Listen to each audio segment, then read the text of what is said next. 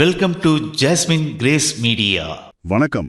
ஜெபத்தை பத்தி இன்னும் ஆழமா புரிஞ்சிக்கிறதுக்காக எப்படி ஜெபிக்கணும், யாரோட ஜெபம் கேட்கப்படும், இந்த மாதிரி கேள்விகளை மையமா வச்சுதான் நாம இன்னைக்கு விரிவாக பேச போறோம்.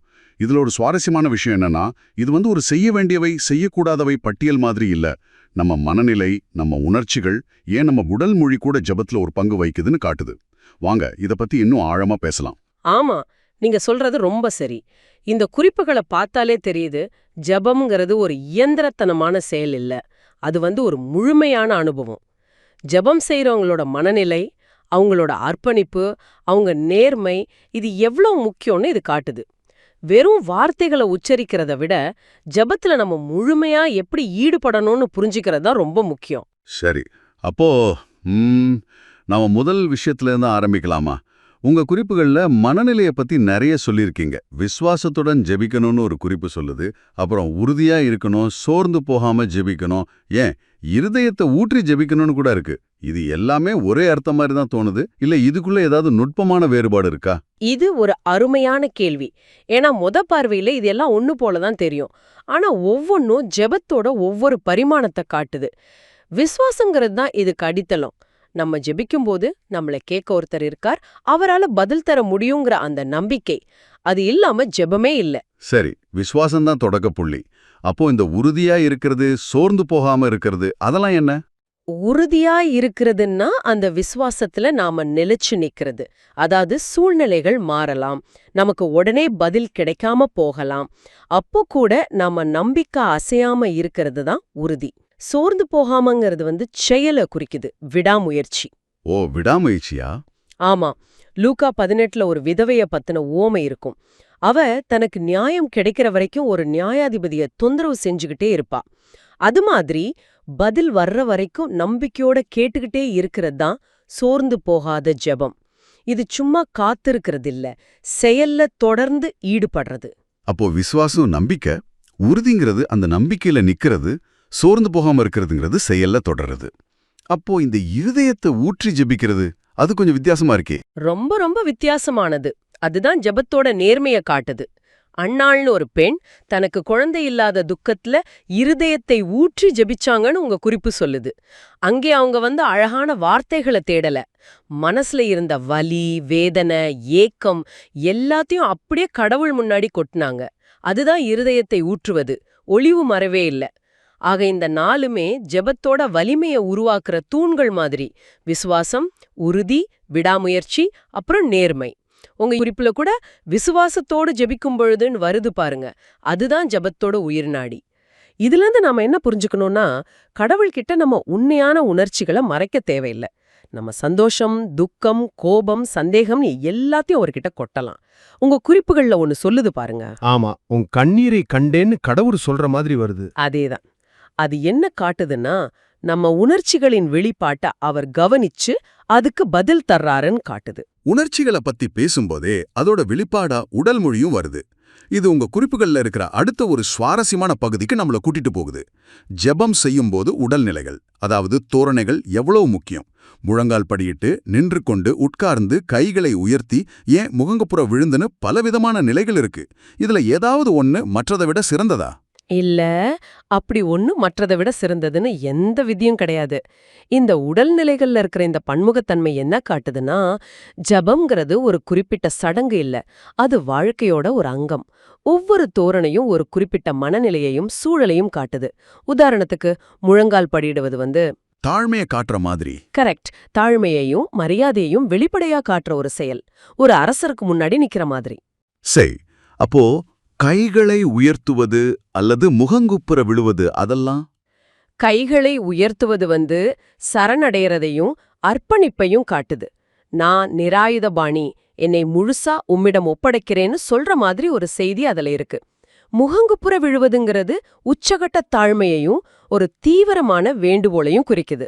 இயேசு கெத்செமனே தோட்டத்துல தன் வாழ்க்கையோட மிக கடினமான ஒரு நேரத்துல அப்படி ஜெபிச்சார். அந்த சூழலோட தீவிரத்தை அந்த உடல்நிலையே காட்டுது. ஆனா இதுல உட்கார்ந்து ஜெபிக்கிறதுன்னு சொல்லியிருக்கிறது கொஞ்சம் வித்தியாசமா தெரியுதே. அது ரொம்ப சாதாரணமா இருக்கு. அதுதான் விஷயமே. தாவீது ராஜா கடவுள் தனக்கு கொடுத்த வாக்குறுதிகளை கேட்டுட்டு அவர் சமூகத்துல உட்கார்ந்து ஜெபிச்சார். அது ஒரு உரையாடல் மாதிரி இருந்துச்சு. இது என்ன காட்டுதுன்னா, ஜெபம் எப்பவும் ஒரு தீவிரமான சடங்கு மாதிரி இருக்க வேண்டியது இல்ல. அது ஒரு இயல்பான உரையாடலாவும் இருக்கலாம். ஒருவேளை உடம்பு சரியில்லாத ஒருத்தர் உட்கார்ந்து ஜெபிக்கலாம். ஆக சூழலும் மனசோட பாரமும் தான் நம்ம உடல் மொழியை தீர்மானிக்குதே தவிர உடல் மொழி ஜெபத்தை தீர்மானிக்கிறது இல்ல. இது ரொம்ப முக்கியமான ஒரு வேறுபாடு. உடல் நிலையை விட இருதயத்தோட நிலை தான் முக்கியம்னு இது தெளிவா காட்டுது. சரி, இப்போ எனக்கு ஒரு குழப்பம் வருது. உங்க குறிப்புகளை படிக்கும்போது ஒண்ணுக்கொன்னு முரண்பாடா இருக்கிற மாதிரி 2 விஷயம் தெரியுது. அன்னாள் வெகு நேரம் ஜெபிச்சதா ஒரு குறிப்பு சொல்லுது. அப்போ நீண்ட நேரம் ஜெபிக்கிறது நல்லதுன்னு எடுத்துக்கலாமா? ஆனா இன்னொரு இடத்துல இயேசுவே வீணான வார்த்தைகளை திரும்ப திரும்ப சொல்ல வேண்டானும், ஜெபம் சுருக்கமான வார்த்தைகளால இருக்கணும்னு சொல்றார். இது எப்படி புரிஞ்சுக்கிறது? நீண்ட நேரமா சுருக்கமாவா? எது சரி? இது நிறைய பேருக்கு வர்ற ஒரு பொதுமான சந்தேகம். இது முரண்பாடு மாதிரி தோணினாலும் இந்த 2 வசனங்களும் 2 வெவ்வேறு தவறுகளை சுட்டிக்காட்டுது. மத்தேயு 6ஆம் அதிகாரத்துல இயேசு கண்டிக்கிறது ஜெபத்தோட நீளத்தை இல்ல, அதோட உள்ளடக்கமற்ற தன்மைய. அதாவது அர்த்தமே இல்லாம ஒரே வார்த்தைகளை திரும்ப திரும்ப சொல்லி வார்த்தைகளோட எண்ணிக்கையால கடவுளை கவர்ந்துடலாம்னு நினைக்கிற மனப்பான்மையா அவர் கண்டிக்கிறார். அங்க ஜெபத்தோட தரம்தான் முக்கியம், நீளமில்ல. ஓ, அப்படியானால் வெகு நேரம் ஜெபிப்பது என்பதன் அர்த்தம் என்ன? அது இந்த தரத்திற்கு எதிரானதா? இல்லவே இல்ல. வெகு நேரம்னு சொல்லியிருக்கிறது விடாமுயற்சியை குறிக்குது. அன்னாள் தம் மனசுல இருந்த பாரம் தீர்ற வரைக்கும் ஒரு ஆழமான உரையாடல்ல இருந்தாங்க. அவங்க அர்த்தமில்லாம வார்த்தைகளை அடுக்கல, தன் துக்கத்தை முழுசா வெளிப்படுத்த அவங்களுக்கு நேரம் தேவைப்பட்டது. இது நம்ம முன்னாடியே பேசின சோர்ந்து போகாமல் ஜெபிக்கிறது கூட சம்பந்தப்பட்டது. ஆக சுருக்கமா சொன்னா, உங்க ஜெபம் நேர்மையாவும் அர்த்தம் உள்ளதாவும் இருந்தா அது 1 நிமிஷம் இருந்தாலும் சரி, 1 மணி நேரம் இருந்தாலும் சரி. ஆனா அர்த்தமில்லாத வார்த்தைகளை அடுக்கி ஜெபத்தை நீளமாக்குறது தான் தவறு. நேர்மையோட வெகு நேரம் ஜெபிக்கலாம். நேரத்தோட அளவை விட ஜெபத்தோட தரமும் நேர்மைதான் இங்க அளவுகோல். அப்படியானால் இதுவரைக்கும் நம்ம பேசின எல்லாத்தையும் ஒன்னு சேர்ப்போம். விசுவாசத்தோட, நேர்மையோட, விடாமுயற்சியோட ஜெபிக்கணும். நம்ம உணர்ச்சிகளை வெளிப்படுத்தலாம். எந்த உடல்நிலையிலும் ஜெபிக்கலாம். தரமான ஜெபத்துக்கு முக்கியத்துவம் கொடுக்கணும். இது எல்லாமே எப்படி ஜெபிக்கணுங்கிறதுக்கான வழிகாட்டுதல்கள். ஆனா உங்க குறிப்புகள்ல மிக முக்கியமான பகுதிக்கு இப்போ வரலாம். யாருடைய ஜெபம் கேட்கப்படும்? இவ்வளவு முயற்சி செஞ்சு ஜெபிச்சோம், அது கேட்கப்படலைன்னா அதோட நோக்கம் நிறைவேறாத மாதிரி ஆயிடும். இத பத்தி உங்க குறிப்புகள் என்ன சொல்லுது? ஆமா, இதுதான் இந்த ஆய்வோட மைய புள்ளி. எப்படி ஜெபிக்கிறோங்கிறது ஒரு பகுதி தான், ஆனா யார் ஜெபிக்கிறாங்க, என்ன நோக்கத்தோட ஜெபிக்கிறாங்கங்கிறது மறுபகுதி. உங்க குறிப்புகள் படி ஜெபம் கேட்கப்படுறதுக்கு ஜெபிக்கிறவங்களோட வாழ்க்கை முறைக்கும் சம்பந்தம் இருக்கு. உதாரணமா 1 யோவான்ல கர்த்தருக்கு பிரியமானதை செய்கிறவர்களின் ஜெபம் கேட்கப்படும்னு தெளிவா சொல்லிருக்கு. அப்படியென்றால் ஒருத்தரோட செயல்களுக்கும் அவரோட ஜெபத்துக்கும் நேரடி தொடர்பு இருக்குன்னு சொல்றீங்க. இது கொஞ்சம் சவாலான விஷயமா இருக்கே. நிச்சயமா, இது ஜெபத்தை ஒரு தனிப்பட்ட ஆன்மீக பயிற்சியா மட்டும் பார்க்காம நம்ம அன்றாட வாழ்க்கையோட இணைக்குது. 2வதா யோவான் 9வது அதிகாரத்துல தேவபக்தி உள்ளவர்களின் ஜெபம் கேட்கப்படும்னு இருக்கு. தேவபக்திங்கிறது ஏதோ ஒரு நாள்ல மட்டும் வர்றதில்ல, அது ஒரு தொடர்ச்சியான வாழ்க்கை முறை. 3வதா, இது ரொம்ப சுவாரஸ்யமான ஒரு பாயிண்ட். யோபு புத்தகத்துல மற்றவர்களுக்காக ஜெபிக்கும்போது அவங்க ஜெபம் கேட்கப்படுது. ஓ, அப்படியா? ஆமா, யோபு தனக்கு தீங்கு நினைச்ச தன் நண்பர்களுக்காக ஜெபிச்சப்போ அவரோட சொந்த நிலைமையே மாறுச்சுன்னு அந்த வசனம் சொல்லுது. இது நம்ம சுயநலத்தை தாண்டி மத்தவங்க மேல அன்பு காட்டும்போது நம்ம ஜெபங்கள் இன்னும் சக்தி வாய்ந்ததா மாறுதுன்னு காட்டுது. இது ஒரு புதிய கோணத்தை காட்டுது. நம்ம ஜெபம் நமக்காக மட்டும் இல்லாம மத்தவங்களுக்காகவும் இருக்கும்போது அதுக்கு ஒரு தனி சக்தி கிடைக்குது. இதைத் தவிர ஜெபத்தோட உள்ளடக்கத்தை பத்தி ஏதாவது வழிகாட்டுதல் இருக்கா? ஆமா, அதுவும் ரொம்ப முக்கியம். உங்க குறிப்புகள்ல 2 விஷயங்கள் திரும்ப திரும்ப வருது. 1, இயேசுவின் நாமத்தில் ஜெபிக்கிறது. இது ஒரு மந்திர சொல்ல பயன்படுத்துற மாதிரி இல்ல. மாறா, இயேசுவோட அதிகாரம், தகுதி, குணத்தோட அடிப்படையில நாம கடவுள்கிட்ட வரோன்னு இது குறிக்குது. நம்ம சொந்த தகுதியில இல்ல. 2வது, தேவ சித்தத்திற்கு ஒப்பு கொடுத்து ஜெபிக்கிறது. நீங்க பகிர்ந்த குறிப்புல கூட அவர் சித்தத்தின்படி நாம் ஜெபிக்கும் பொழுதுங்கிற வரி இத ரொம்ப தெளிவா சொல்லுது. அப்படியானால் ஜெபம்ங்கிறது நம்ம விருப்பப்பட்டியலை கடவுளுக்கு கொடுக்கறது மட்டும் இல்ல, அவரோட விருப்பம் என்னன்னு தெரிஞ்சுக்கிட்டு அதுக்கு நம்மள ஒப்பு கொடுக்கறதும் அதுல அடங்கும். அப்படிதானே? மிகச்சரியா சொன்னீங்க. ஜெபம்ங்கிறது நம்ம விருப்பங்களை நிறைவேத்துற ஒரு மந்திர கருவிங்கிறத விட கடவுளோட சித்தத்தோட நம்மளை இணைச்சிக்கிற ஒரு உரையாடல், ஒரு வழிமுறைன்னு இந்த குறிப்புகள் காட்டுது.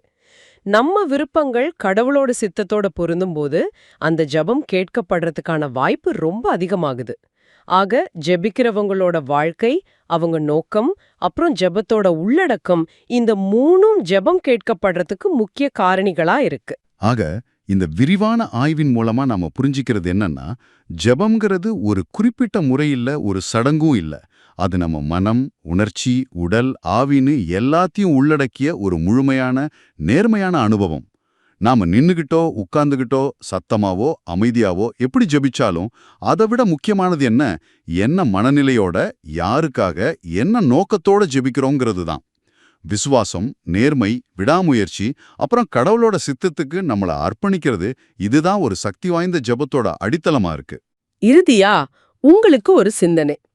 இந்த குறிப்புகள் எல்லாமே கடவுளோட சித்தத்தை செய்யறது, தேவபக்தியோட வாழ்றது, மத்தவங்களுக்காக ஜெபிக்கிறதுன்னு வலியுறுத்துது. இது எல்லாமே நம்மள தாண்டி ஒரு பெரிய நோக்கத்தை பத்தினது. ஒருவேளை பயனுள்ள ஜெபங்கிறது நமக்காக கேட்கறது மட்டும் இல்லாம, அந்த பெரிய நோக்கத்தை புரிஞ்சுக்கிட்டு அதோட நம்மளை இணைச்சிக்கிற ஒரு உரையாடலா இருக்குமோ? ஜெபத்தை வெறும் கோரிக்கைகளோட பட்டியலா பார்க்காம, கடவுளோட பெரிய திட்டத்தை புரிஞ்சுக்கிற ஒரு பயணமா பார்த்தா, நம்ம ஜெப முறையிலையும் அதோட விளைவுகள்லையும் என்ன மாற்றங்கள் வரலான்னு நீங்க யோசிச்சு பார்க்கலாம். தேவ கிருபையின் ஆசீர்வாதங்களுடன் ஜாஸ்மின் கிரேஸ் மீடியா